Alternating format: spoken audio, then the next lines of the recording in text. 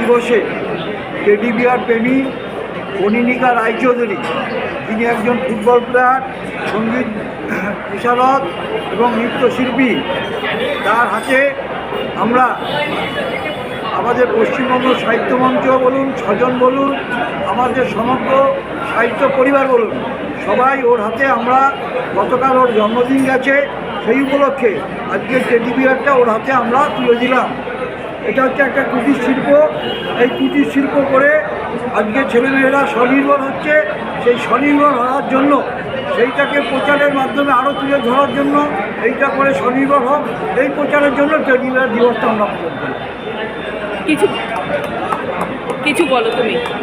আমার এই teddy bear পেয়ে খুবই ভালো লাগছে। আমি নিজেই খুব ভালোবাসি এই সফট টয়েসগুলো, তাই জন্য অসংখ্য ধন্যবাদ চন্দ্রনাথ কাকুকে। Thank you. আজকে সবার হাতে নৌকা তুলে দিয়েছি। নৌকা তুলে দিয়েছে এই কারণে, এক শ্রেণীর মানুষ যারা মাঝ নদীতে ফেলে পালিয়ে যায়, তাদের থেকে দূরে থাকার জন্য প্রতীকী হিসাবে এই নৌকা, যে আপনারা পাড়ে উঠুন, মাঝ নদীতে পড়ে থাকবেন না।